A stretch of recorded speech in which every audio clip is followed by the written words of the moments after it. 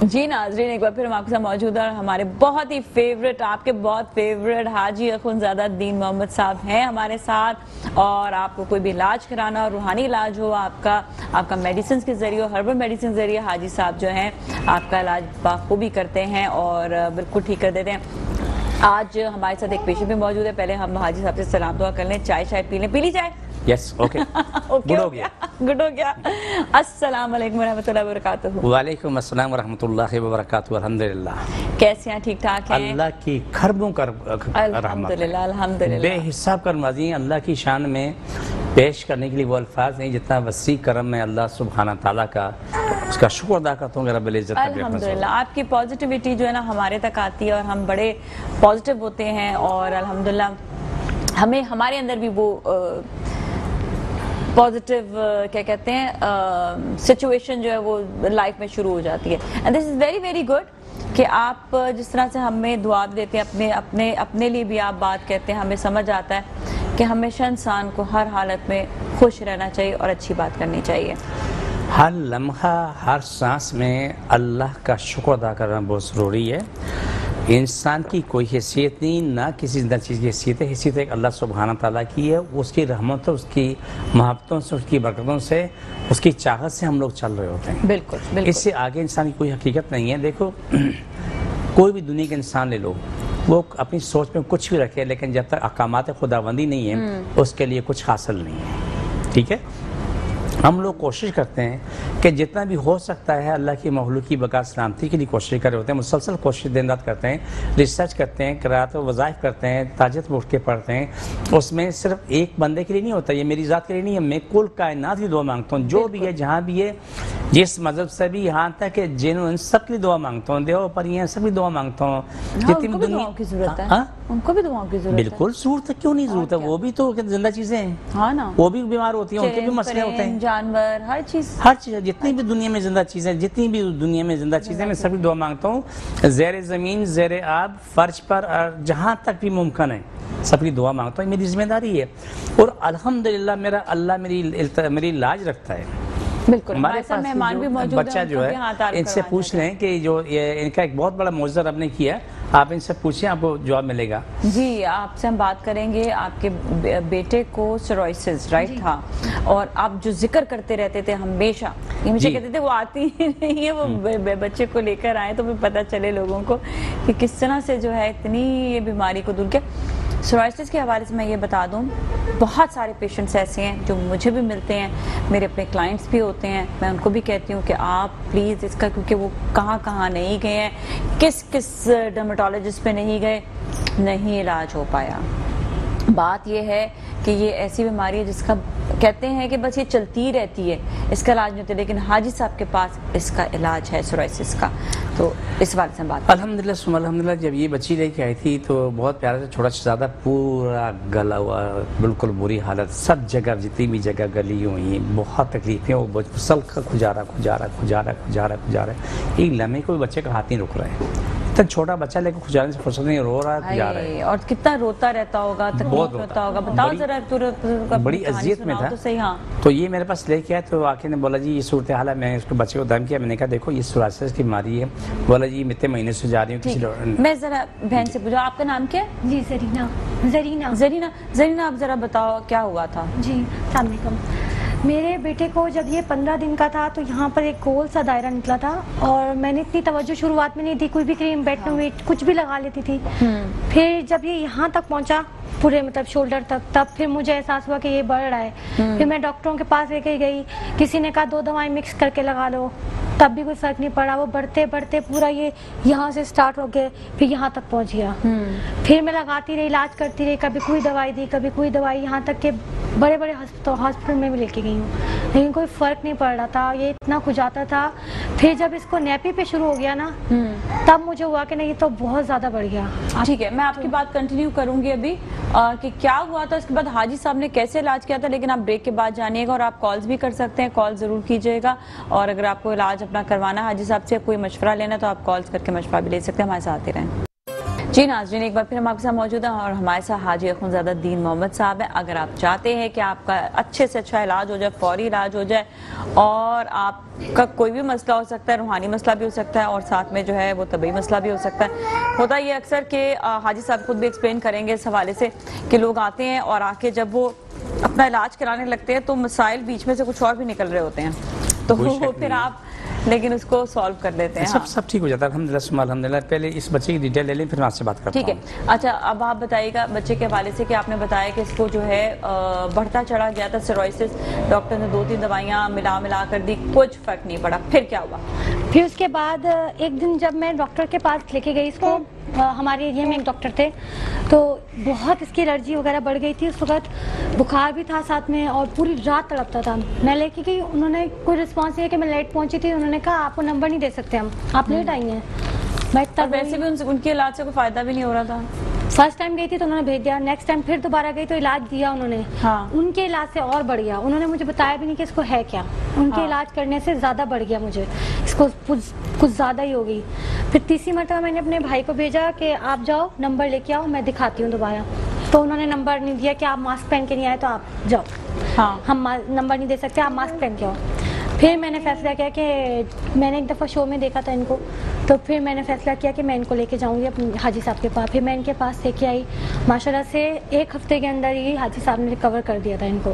फिर ठीक हो गए? फिर ठीक होने लगे थे और धीरे धीरे 7 दिन लगातार मैं इनके पास भी लेके आई, फिर कभी कभी लेके आई, लेकिन माशाल्लाह से अब बहुत बेहतर है, बहुत बेहतर हो गया। तकरीबन 98% तक अल्हम्दुलिल्लाह भी रिकवर चुका, लेकिन अभी इलाज चलता रहेगा। ये पूरा इसका माथा यहाँ से पूरा भर गया था। इसको वो होगा ना, वो जो एक स्क्रीन उमा चीज होती है, गोल गोल दायरे दायरे दायरे दायरे दायरे। अच्छा। इसको सोराइसिस था, इसीलिए नहीं बताया क्योंकि इलाज एक से बढ़ के एक और जो होता रहा उससे और बर्बादी होती चली गई।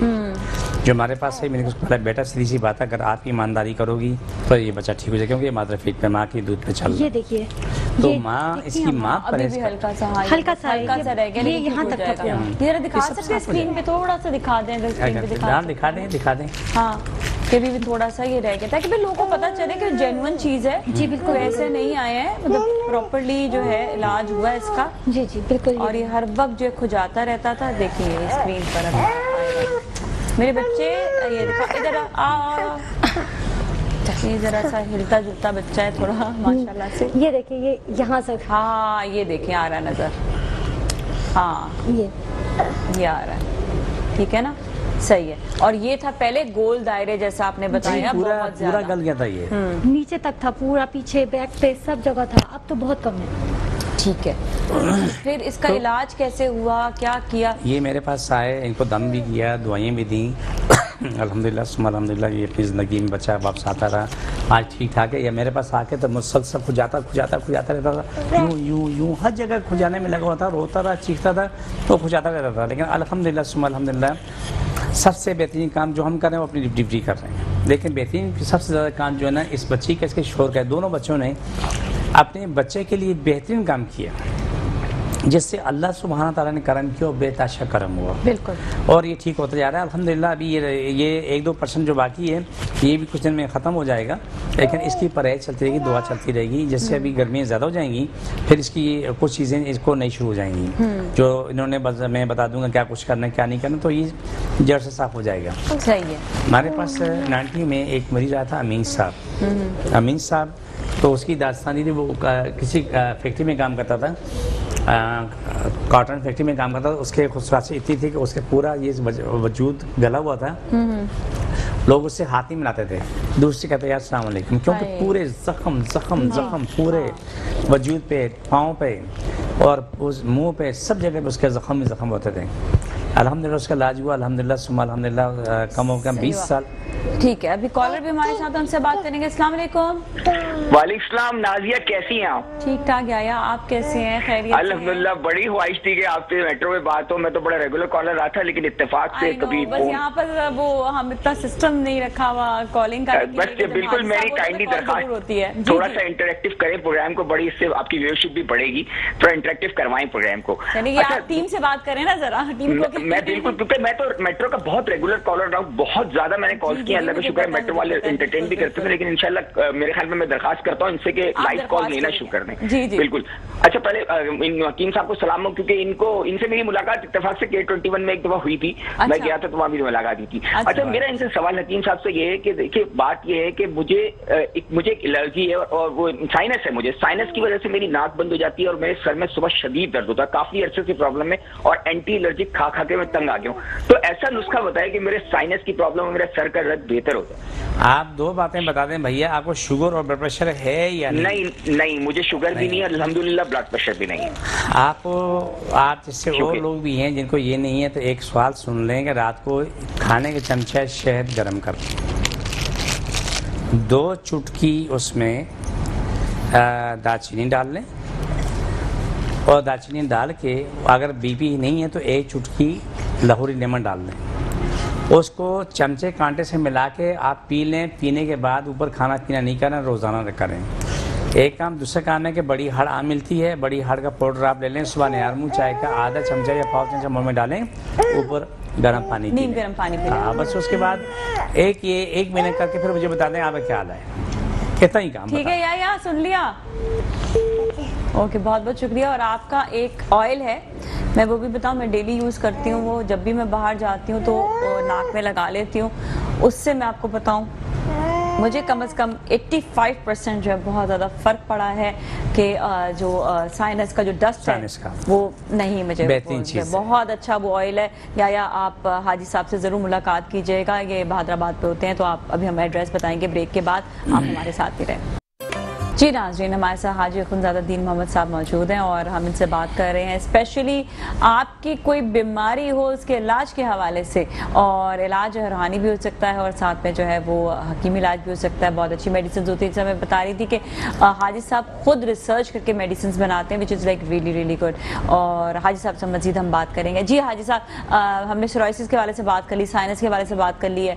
कई ऐसी चीज़ें हैं जो बीमारियों में कहते हैं ना कि परहेज़ बहुत ज़्यादा ज़रूरी है, परहेज का ख्याल रखना बहुत ज़्यादा ज़रूरी है, तो उसके हवाले से बताइएगा। देखिए नाज़िया, परहेज इंसान की ज़िंदगी है।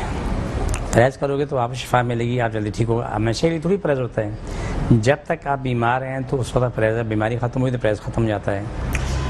खास तौर पर जो भी गर्मी आ रही है इसके बारे में कुछ बातें कहना चाहता हूँ कि बहुत से लोगों के पास बैठना मुश्किल होता है, बदबू आ रही होती है, जिस्म से बदबू आ रही होती है, उनके मुंह से भी बदबू आ रही होती है और भयानक बदबू आती है, पास बैठना बहुत मुश्किल होता है। जी। जो हमारे पास ऑयल है, अगर उसको आप नहाने के बाद अपने बगलों में, अपने मुख्तलिफ हिस्सों में आप लगा लें, जो बार बार खुजाते हैं खारिश वो भी ख़त्म हो जाएगी और बदबू भी ख़त्म हो जाती है। जिन लोगों को बदबू ज़्यादा होती है, इसके यानी मैदे से बदबू आ रही होती है, इतना मुंह से आती है, मैदे से आती है, मैदे की वजह से। ओके, मैदे की वजह से वो तो भयानक तरीके होती है। मुंह का तो आप दांत साफ करेंगे 2-4 घंटे के बाद, 2-4 घंटे चल जाते उसके बाद बदबू फिर छूट जाती है। मैदे के लिए जो हमारा ऑयल है, जो हमारी दवाइयाँ हैं, वो बदबू के लिए बेहतरीन दवाइयाँ तैयार हुई हैं। और जो क्या खाते हैं उसके बाद चंद दिन के बाद उनका मैदा ठीक हो चुका होता है, मुँह भी ठीक हो चुका होता है और सारे ज़ख्म जितने भी छाले हैं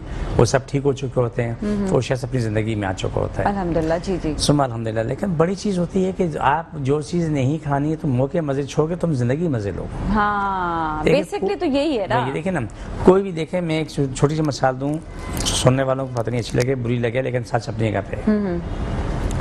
बहुत लोग खाने के लिए जीते हैं। हाँ, तो जिसको जहाँ जाते हैं वो टूट पड़ते हैं कि वो इतना खाते हैं कि उनके मुंह से बाहर आ रहा होता है, क्योंकि वो खाने के लिए जी रहे होते हैं, वो जीने के लिए नहीं खाते।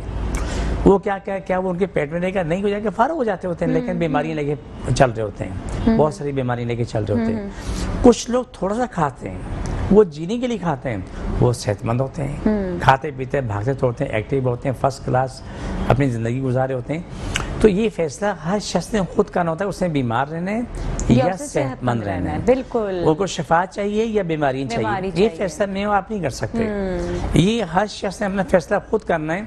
अगर वो हर चीज़ लिमिट में रखेंगे, ज़िंदगी आसान गुजरेगी। बिल्कुल।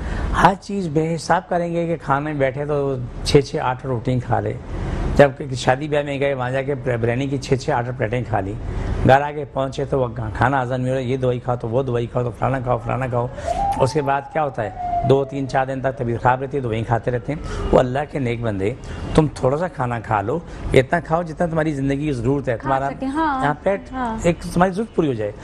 लेकिन वो कहते हैं कि बस दोबारा मौका मिले ना मिले, ये ऐसे। अब छोटी मिसाल मैं देता हूँ कि अपने घर में एक शख्स में बहुत अच्छी खासी मिसालें इसकी हैं कि एक रोटी एक वक्त में खाता है और सुकून रहता है, लेकिन वही शख्स जब शादी ब्याह में जाता है वहाँ जाके तो पूरे साल की कसर पूरी करता है, वो दबा कितना खाता है कि पेट बोझल होता है, उसकी अपनी ज़िंदगी अजाब हो जाती है। वहाँ से वो ज़्यादा खा के आ जाता है, लेकिन उसको कम से कम हज़ारों रुपए की दवाइयाँ खानी पड़ती हैं। बिल्कुल, और वो उसको हाँ नोट नहीं करता कि वो क्या। अच्छा, वजन बढ़ने की ज़्यादातर वजूहात क्या होती हैं? बहुत सारी वजूहात हैं। सबसे पहली वजूहात ये है कि जो लोग खाना खाते हैं और वो सो जाते हैं, खाना खा के सो जाते हैं, वो उनकी लिए बड़ी बर्बादी है। कुछ लोग ऐसे हैं जो दो पैदाशा खाते हैं, बेतहाशा खाते हैं, और खाने के बाद जो है ना वो बैठे रहते हैं, वो भी बर्बादी है। आप थोड़ा खाओ, लेकिन मैं तुम्हें नुस्खा देता हूँ। मैं जितने भी लोग सुनने वाले हमें, वो रात को खाना खाने से पहले 10-15 मिनट चहलकदमी करके आ जाएं। 10 से 15 मिनट खाने से पहले। ठीक है, आजमा के देखें। आज हम दोनों गुफ्तगू कर रहे हैं ना, हमें सुनने वाले अगले बुध तक इसको आजमाएं, फिर हमें बात कर लें। 10-15-20 मिनट चहलकदमी करके आएँ, आके मुख्तसर खाना खाएं, बेशक दूध पी लें। जब मुख्तसर खाना खाओगे तो आपका जिस्म हल्का फुल्का होगा और आपके जिस्म में मोटा नहीं होगा, पेट नहीं फूलेगा, लेकिन बेहतरीन ज़िंदगी आपको मिलेगी। पहला। दूसरा, सुबह नमाज पढ़ते ही नाश्ता कर लो। अच्छा, नमाज पढ़ते ही नाश्ता कर लें, ठीक है। जितने सुनने वालों से मैं कहता हूँ कि आप एक माह के लिए मेरी बात मान जाए, आगे मत मानना। आगे आपका अपनी मर्जी है। फजर की नमाज पढ़ते ही सारा खानदान नाश्ता कर ले। नाश्ता करने के बाद उसके बाद जो काम करना है, सोना है, जागना है, काम करना है, जाना है, वो आप लोगों का मसला है। ये जब करेंगे तो आपको जवाब मिलेगा, बड़ा बेहतरीन जवाब मिलेगा। तो पहले वो खाना आप 2 बजे खा लें, 2:30 बजे खा लें, लेकिन खाना मुख्तसर करें।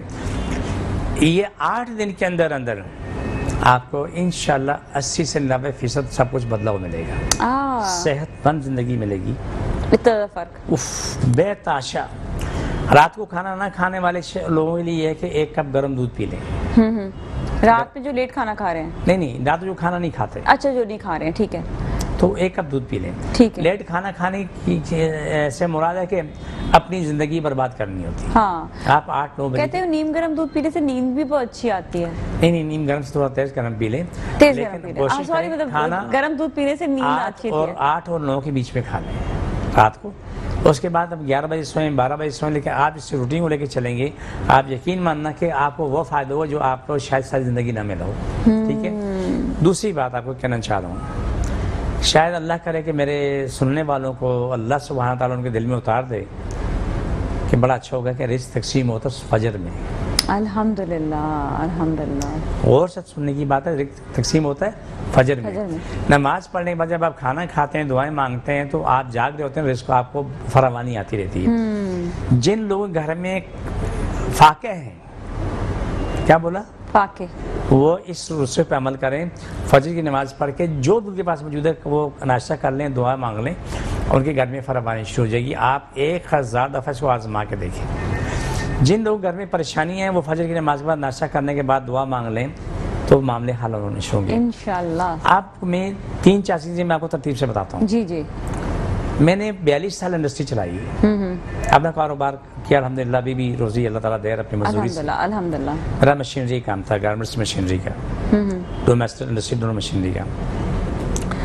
जब फजर में हम उठ के बैठते हैं, रिज़्क़ तक़सीम औरत हमारे घर में फरमानी होती है, और जो लोग 11-12 बजे उठने के आदी होते हैं और उसके बाद वो नाश्ता करते हैं, नाश्ता करने के बाद वो जाते हैं, तो आगे उनको कहीं काम मिलता है, कहीं नहीं मिलता। ये मैं मिसाल दूँ, हमारी इंडस्ट्री में लेदर गारमेंट में, हौजरी में, कॉटन में, तो सुबह को 8 बजे 9 बजे लेबर पहुँच जाती है और उनकी रोज़ी कुशादा, उनको रोज़ी मिलती रहती है, चाहे वो ठेके पे हैं या तनख्वाह वाले हैं। लेकिन जो ठेके पे काम करने वाले 11-12 बजे आते हैं, जब वहाँ जाके पहुँचते हैं, तो वो उसके पहुँचने से पहले वो तकरीबन 40% वो लेबर अपना काम कर चुकी होती है। तो जाके बोलते हैं हमें काम दें, हम ठेके वाले हैं, पर पीस पे काम करते हैं, वो बोलते हैं काम खत्म हो जाओ कल आ जाना। ये एक दुनियावी दलील दी आपको, और एक दूसरी दलील जो मेरे मज़हब की है कि रिस्क तकसीम होता है। सुबह अल्लाह के नबी ने क्या कहा, नमाज के बाद आप रिस्क के लिए फैल जाओ, ज़मीन पे फैल जाओ रिस्क तलाश करने के लिए। कब देता है? जब रिस्क तकसीम हो रहा हो, हम सो रहे हों, तो उसका क्या जवाब मिलेगा? हम तो सो रहे हैं, रिस्क तकसीम के वक्त में तो हम तो नहीं थे, हम शिकवा नहीं कर सकते कि यार जो तकसीम का वक्त था हम तो सो भी गए और खो भी गए, और बाद में हम बैठे इंतजार करते हैं हमारे हालात अच्छे नहीं हैं, हमारे हालात बुरे हैं, किसी ने जादू कर दिया, किसी ने बंदिश कर दी, किसी ने टोक लगा दी। उन बातों को एक तरफ रखे, तुम अल्लाह के नबी के फरमान पे आ जाओ कि फजर की नमाज के बाद आप रिस्क के लिए फैल जाओ। तो आप यकीन माने कि इंशाल्लाह सुबह इंशाल्लाह इसकी कमी नहीं होगी, कभी भी कमी नहीं होगी इंशाल्लाह। क्योंकि जो मेरे नबी ने कहा, मेरे प्यारे महबूब नबी ने कहा, वो 100% नहीं, वो पता नहीं बिलियन ट्रिलियन % सच है। जो लोग लेट उठते हैं उनके साथ फिर मतलब वो ये होता है ना कि हजारों मसाइल हैं, ना सेहत होती है, ना सेहत भी नहीं होती, फिर उससे उनकी सेहत भी नहीं होती है, बीमारियों का गढ़ और रोजी की तंगी और दुनियावी मसाइल अलग, और फिर शिकवा शिकवा शिकवा शिकवा शिकवा का हमारा ये नहीं होता है। जितने मैंने बात की, जो सारे सुनने वालों से दरख्वास्त है कि सिर्फ 1 महीना मेरे नुस्खे पे अमल कर लो, बस उसके बाद फिर देखो, उसके बाद फैसला आपने खुद करना है। अल्लाह पे यकीन करके मैं कह रहा हूँ, अपने रब पे जिससे मैं बहुत प्यार करता हूँ, मेरा महबूब रब। और हमने ये देखा है कि जी आप बात कंटिन्यू करें। हाँ जी। अल्लाह पे मुझे यकीन है कि जब ये सुनने वाले इस पर अमल करेंगे ना, तो 99% लोग फ़ायदेमंद होंगे, और उसके बाद वो कभी इस अमल को नहीं छोड़ेंगे। बिल्कुल। हमने ये चीज़ देखी है कि शहर में लोग जो है ना थोड़ा सा जो है ना अपने लाइफ में इस तरह से बिजी हो गए हैं कि अपने आप को बहुत ज़्यादा ऑक्यूपाइड कर दिया चीज़ों में, बहुत ज़्यादा ज़बरदस्ती जिसे कहते हैं ना, वो चीज़ों में अपने आप को ले आए हैं, और जो काम की चीज़ें होती है ना उस पर नहीं फोकस करते हैं। जिस तरह रात को ढाबों में बैठे रहना, लेट नाइट तक बैठे रहना, पर आपका काम खत्म हो गया, आप चाय अगर पीनी है ढाबे में पिए और आप घर जाएं। हम ढाबे वालों का भी काम नहीं खत्म करना चाह रहे, आप चाय पिए और जाए, लेकिन आप 4-6 घंटे ना बैठे ना वहाँ पर। फिर मैं आप छोटी सी मिसाल देता हूँ। जी जी। ढाबे में बैठना ज़्यादा ज़रूरी है कि अल्लाह के नबी की सुन्नत पर अमल करना ज़रूरी है? बिल्कुल बिल्कुल। हमको अपने मज़हब पे अमल करना है। देखें, जिसको रोजी रोटी चाहिए वो जाएगा तो सही ना अल्लाह ताला की बारगाह में। हाँ, आप रात को 8 और 9 के बीच में खाना खा लें। असूल तो ये कि मगरिब के बाद खाना खा लेना चाहिए। जी जी। मगरिब के बाद जो खाना खा लेना चाहिए, तो उसका तरीक़ाकार क्या होता है कि आपका खाना सोने से पहले काफ़ी हद तक हजम हो चुका होता है। बिल्कुल ठीक है। तो ये मुझे मैं काट तो करें ना हम जरा से, 1 सेकंड में दे दूं। तकलीफ माफ करना पहले ही ना, मुझे एकदम याद आया पता है। हाँ। तो उसका तरीक़ाकार ये एक मामला ये बन जाता है कि रात को 10 बजे तक आप सो जाएं। ठीक है। अच्छा, एक कॉलर से बात करने के बाद फिर हम जरा अभी कार्ड भी करेंगे और दुआ भी करेंगे, जल्दी से बात कर लें। जी हाजी साहब बात कर लीजिएगा। जी जी बोले। हेलो अस्सलाम वालेकुम। वालेकुम सलाम। जी मेरा नाम यास्मीन है। ऊंचा बोले, ऊंचा बोलिएगा जरा सा। जी मेरी तबीयत बहुत ज्यादा खराब रहती है, मुझे समझ में नहीं आता क्या मसला मेरे साथ, इलाज कराते पर फायदा नहीं है। सीधा आप हाजी साहब के पास आइएगा। आप मेरे पास आ जाएं। तमाम सुनने वालों को आपसे मैं कह रहा हूँ कि जिसको जहाँ तकलीफ है वहाँ पर हाथ रखें। मजीद आप बताएं। मैं अभी जो है हम दुआ करने वाले, जहाँ पर भी आपको पेन है, तकलीफ है, आप वहाँ पर भी हाथ रख लें। सर पे हाथ रख लें, और जैसे ही कहेंगे कि हाथ छोड़ो और दोबारा रखो, तो हाथ छोड़ के दोबारा रखना पड़ेगा। ठीक है। और जिसको रिस्क की तंगी है या कोई और मसाइल है, आप उधर जो है ना आप अपना सर पे हाथ रखें और सीने पे हाथ रखें। ठीक है। कोई दुआ खुद मांगे। हाँ, और खुद दुआ मांगे। दुआ भी साथ साथ मांगे। ठीक है ना। सल्लल्लाहु अलैहि वसल्लम। अल्लाह सबकी दर्द तकलीफ बीमारियां जिन मुश्किल परेशानियां खत्म हो, शिफा मिले, मुकम्मल शिफा मिले। पाकिस्तान इस्लाम सारी कायनात में गाज़ी, सारी कायनात हर इंसान अलमुल्क इस्लाम पाकिस्तान ताबी हो। पाकिस्तान के अंदरूनी बरीन दुश्मन खत्म हो जाए, पाकिस्तान के चोर डाकू खत्म हो जाए, लूटो माल पाकिस्तान आ जाए लेकिन डाकू पाकिस्तान ना आए। आमीन आमीन आमीन। अल्लाह सुब्हाना तआला हमसे राजी, हमेशा राजी रहे, सबको शिफा मिले, मुकम्मल शिफा मिले। रूई ज़मीन के इंसान, हैवान, जिन्नात, देव पर ये जितने भी दुनिया में ज़िंदा चीज़ें, अल्लाह सबको शिफाए कामल अता फरमा, सबकी रोज़ी को शादा करे, वो सबकी मुश्किलें ख़त्म, सारी दुनिया अमन सुकून कर दे अल्लाह सुब्हाना तआला। अल्लाह आप हम सबसे राजी हो, सबकी बीमारी तकलीफें खत्म हो, मुश्किलें खत्म हो। आमीन सुम्मा आमीन या रहमत आलमीन। सबकी तकलीफ बीमारी खत्म हो, शिफा मिले, मुकम्मल शिफा मिले। छोड़ के दोबारा पकड़ो, सबके सारी कायनात लोगों को शिफा मिले, मुकम्मल शिफा मिले, सारी तकलीफ बीमारी खत्म हो, पाकिस्तान दुनिया में दुश्मन खत्म हो, मशरिक खत्म हो जाए। आमीन सुम्मा आमीन या रहमत आलमीन। छोड़ के दोबारा पकड़ो, सारी तकलीफ बीमारी खत्म हो, जिन जादू खत्म हो, सारी तकलीफ बीमारी खत्म हो, रोज़ी को शादा, हमेशा को शादा रहे। आमीन। सारी कायनात के तमाम इंसानों को शिफा मिले, जो भी जहाँ भी है, जिस मज़हब से भी उसको शिफा मिले, उस रोज़ी को शादा हो जाए। अल्लाह सारी दुनिया में अमन सुकून कर दे। आमीन सुम्मा आमीन या रहमत आलमीन। ये छोड़ दें। जी। तो ये तमाम सूरत हाल है कि अल्लाह सुब्हानहू ताला शिफा देता, हम कोशिश करते हैं। तो ये मामला है, जो भी हम ये प्रोग्राम करते हैं, कार्ड का प्रोग्राम करते हैं, तो अल्हम्दुलिल्लाह इससे करोड़ हर लोगों को शिफा मिलती है। और ये सुनने वाले देख लें कि इस प्रोग्राम को अपने मोबाइल में रिकॉर्ड कर लें। बिल्कुल, अब जो जिस तरह ये वाली क्लिप था ना, अभी ये रिकॉर्ड कर लें, और जब भी आपको कोई पेन हो, कुछ हो, तो आप ये जो है ना सुन लिया करें। नहीं, ये ऐसे प्रैक्टिकल करें।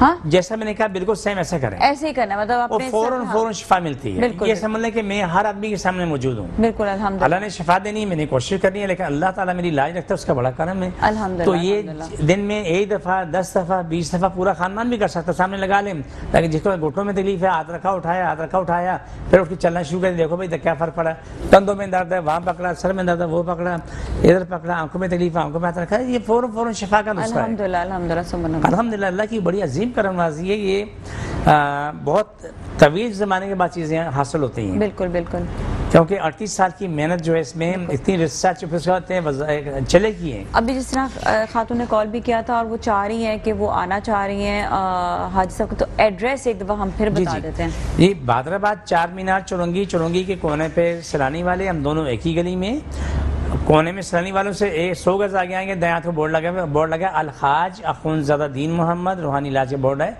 पीर से हफ्ता दोपहर 2 से रात 8 का टाइम है। एक दिन एतवार का है, जो सुबह 10 बजे से लेकर दोपहर 2 का टाइम है।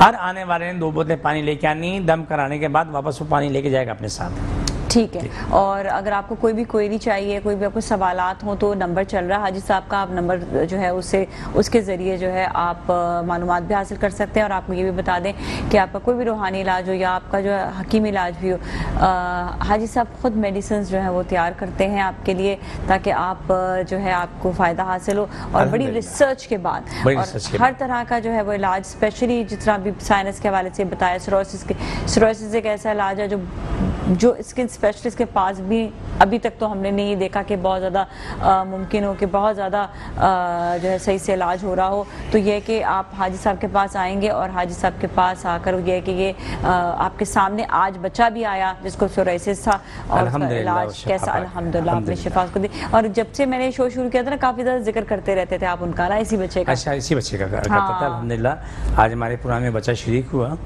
तो रब ने उसको शिफा दी। उसके वालिदैन की देखें नाज़िया, अगर महक आई थी, महक ने बताया उनके पाँव पे आप अपनी बात रखें, अगर आप परहेज ना करती आप ठीक ना होती। बिल्कुल बिल्कुल सही, आपने भी दवाइयाँ खाई, बिल्कुल आपने भी दम कराया, तो अल्लाह ने कितनी शिफा दी, शिफा दी है। आपके साथ परहेज बहुत ज्यादा जरूरी है, साथ साथ दवा भी जरूरी है, दवा का बाकायदगी से इस्तेमाल करना बहुत ज्यादा जरूरी है, और दुआ भी जरूरी है। आपके पास हफ्ते में एक दफा तो आ ही जाना चाहिए दुआ के लिए। बिल्कुल बिल्कुल, आते लोग आते हैं। हाँ। जो जिन्होंने 10 साल 20 साल पहले भी इलाज कराया, वो पाकिस्तान से बाहर चले गए, वापस आते हैं, वो आते हैं दम कराने आते हैं, बताते हैं कि 20 साल पहले मेरी बच्ची का था, वो इस तरह हुआ। उसके बाद जो आगे सिलसिला चलता रहता है। आइंदा इंशाअल्लाह ये 27 तारीख के बाद हमारे पास एक बच्ची को लेके आएंगे, उसकी फैमिली लेके आएगी, उसका जो मामला सुनेंगे तो रोंगटे खड़े हो गए। और बच्ची आज अल्हम्दुलिल्लाह अपनी ज़िंदगी में बिल्कुल ठीक है, अल्हम्दुलिल्लाह अल्हम्दुलिल्लाह का लाख लाख। मुझे उस बच्ची के बारे में एक छोटे से क्लिप मैं दे देता हूँ। उस बच्ची के लिए जैसे डॉक्टरों ने कह दिया था कि अब ये बच्ची फारग है, अब दुनिया में अब इसका नामुमकिन नहीं है, नहीं इसको जो प्रॉब्लम में छोटी बच्ची थी, आके उन्होंने दम कराने के बाद नीचे उतरे तो सामने रेडी खड़ी थी, बच्ची ने बोला मुझे केला खाना है। उसकी दादी ने कहा शुक्र अल्हम्दुलिल्लाह केला लेके दिया, उससे केला बच्ची ने खाया।